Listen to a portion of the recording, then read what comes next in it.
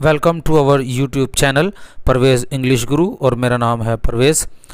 आप हमारे इस चैनल पर ट्रांसलेशन, ग्रामर और आईएलटीएस जैसे एग्ज़ाम्स के लिए प्रिपरेशन कर सकते हैं और वीडियो देख सकते हैं।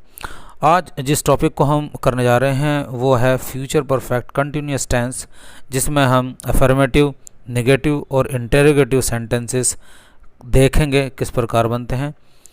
पूरा नियम आपको समझाऊंगा और उसके लिए कुछ एग्जाम्पल्स और कुछ हम एक्सरसाइज के लिए सेंटेंस भी करेंगे। तो आइए शुरू करते हैं।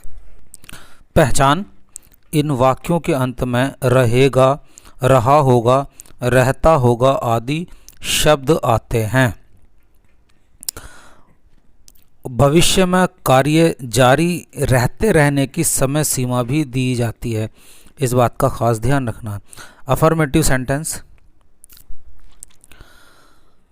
आई और वी के साथ शैल हैव बीन एवं अन्य कर्ताओं के साथ विल हैव बीन का प्रयोग किया जाता है।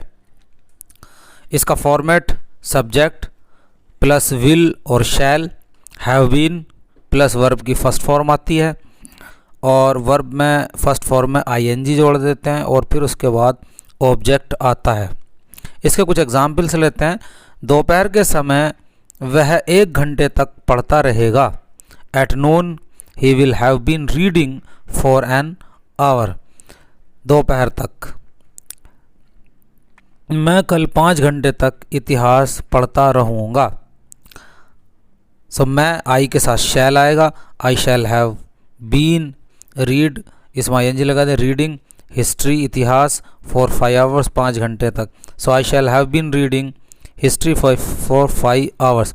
आपने देखा ऊपर वाले सेंटेंस में विल हैव बीन आया और नीचे वाले सेंटेंस में शैल हैव बीन आया, क्योंकि बाद वाले सेंटेंस में मैं आ रहा है, आई के साथ शैल हैव बीन आएगा। दोपहर के समय यह किसान 3 घंटे तक अपने खेत को जोतता रहेगा। दोपहर के समय एट नून यह किसान this farmer, will have been का प्रयोग होगा दिस फार्मर के साथ और जोतने की इंग्लिश प्लो, PLOUGH और इसमें ING लगा देंगे। प्लोइंग हिज फील्ड अपने खेत को फॉर 3 आवर्स 3 घंटे तक। At noon this farmer will have been ploughing his fields for 3 hours. दोपहर के समय यह किसान 3 घंटे तक अपने खेत को जोतता रहेगा। तुम कल इस समय 2 घंटे तक मैच देखते रहोगे। तुम की English you will have been आएगा इसके साथ। You will have been watching, watch देखने की इंग्लिश वॉच और उसमें ING लगा देंगे। Watching the match for 2 hours 2 घंटे तक। टुमारो कल एट दिस टाइम इस समय। इसकी इंग्लिश हो जाएगी you will have been watching the match for 2 hours tomorrow at this time.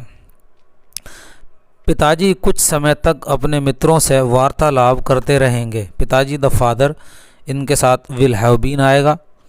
The father will have been. वार्तालाप मीन्स टॉक, टॉकिंग, उसमें ING लगा देंगे। टॉक में टॉकिंग अपने मित्रों से टू हिज फ्रेंड्स और कुछ समय तक for some time. The father will have been talking to his friends for some time. अब नेगेटिव सेंटेंसेस के लिए subject plus will shall not have been plus verb की फर्स्ट फॉर्म प्लस ING और plus object का प्रयोग करेंगे। ये format रहेगा नेगेटिव सेंटेंस। वह 2 घंटे तक गणित नहीं पढ़ता रहेगा।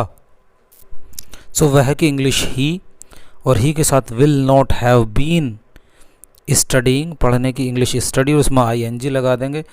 मैथ्स पढ़ता रहेगा फॉर 2 आवर्स 2 घंटे तक। He will not have been studying maths for 2 hours. वह 2 घंटे तक गणित नहीं पढ़ता रहेगा। एक और सेंटेंस, मैं कल 3 घंटे तक क्रिकेट नहीं खेलता रहूँगा। मैं की इंग्लिश आई के साथ शैल नॉट हैव बीन आएगा। I shall not have been play means खेलना, उसमें ING लगा देंगे। प्लेइंग क्रिकेट, किसी गेम से पहले द नहीं लगाते हैं। I shall not have been playing cricket for 3 hours tomorrow. कल 3 घंटे तक। कल के लिए टुमारो और 3 घंटे के लिए 3 hours. So I shall not have been playing cricket for 3 hours tomorrow. अब इंटरोगेटिव सेंटेंस को देखते हैं।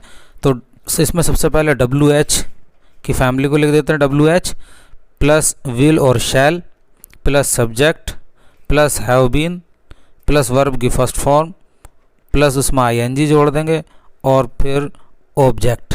ये इसका फॉर्मेट है इंटरोगेटिव का। क्या तुम 1 घंटे तक खाना खाते रहोगे? तो शुरू में देखिए यहाँ पर क्या आ गया है। जब शुरू में क्या आ जाए तो समझ लो हेल्पिंग वर्ब को पहले लिख देते हैं, और हेल्पिंग वर्ब यहाँ पर विल और शैल है।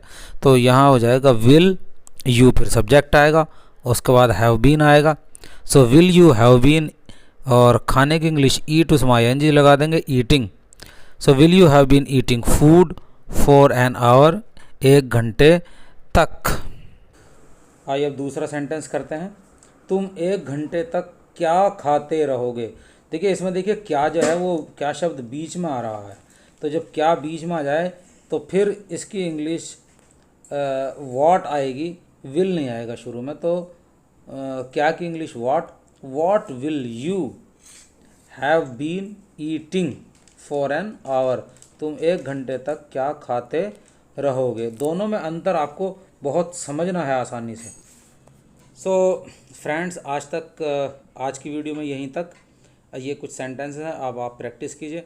मैं आपसे बार बार कह रहा हूँ, बगैर प्रैक्टिस के इंग्लिश नहीं आएगी।